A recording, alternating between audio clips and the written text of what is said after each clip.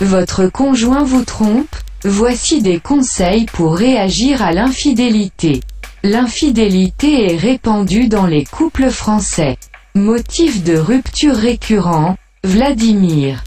Spécialiste des relations et de l'épanouissement personnel, donne des conseils sur les choses à faire et à ne pas faire.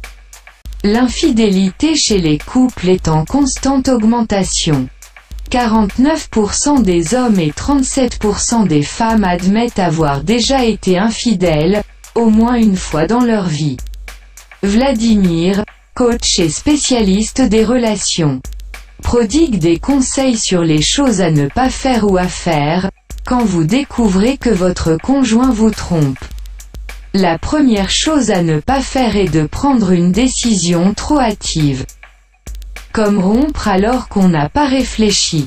En effet, d'après lui, il est primordial d'avoir une discussion entre la personne trompée et l'infidèle. Si l'on veut sauver son couple, il faut alors se poser la question de pourquoi la personne qu'on aime nous trompe. Une responsabilité partagée entre deux personnes. Vladimir est formel. L'infidélité dans un couple vient du comportement des deux personnes. Ce qu'il faut retenir, c'est que ce n'est pas la faute d'une seule personne, dans la majorité des cas. Il y a eu des comportements inadaptés des deux côtés, qui ont conduit à cette trahison de la part d'un des deux partenaires. Autre chose à ne surtout pas faire, accorder son pardon rapidement. Il ne faut pas pardonner inutilement, c'est-à-dire que lorsqu'on pardonne l'autre, il faut que le comportement soit modifié. D'ailleurs, Vladimir conseille de se faire accompagner par un thérapeute ou un coach, afin de ressouder son couple.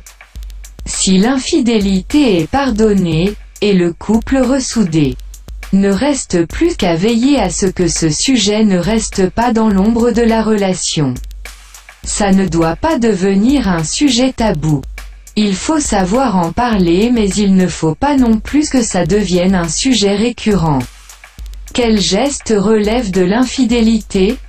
La question peut surprendre, mais tout le monde n'a pas la même perception de l'infidélité. C'est ce que souligne une étude de l'Université du Michigan relayée par nos confrères du HuffPost américain.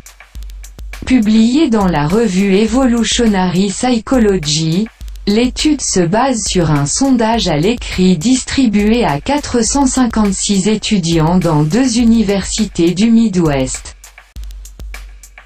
Il leur a été demandé de noter 27 comportements différents sur une échelle de 0 à 100 en fonction de ce qu'ils considèrent comme de l'infidélité dans une relation de longue durée.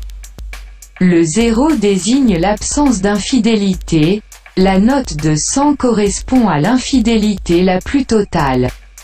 Sans surprise, les relations sexuelles sont arrivées en tête des comportements relevant de l'infidélité avec une moyenne de 97,7 et sont suivies par le sexe oral avec une note de 96,8. Cependant, certains comportements plus anodins sont parfois considérés comme une tromperie. Voici une liste de quelques autres gestes notés. S'embrasser sur la bouche, 88,7. Envoyer un email de soi-même nu, 88,2. Envoyer des textos érotiques, 82,6. Dormir dans le même lit, 68,4.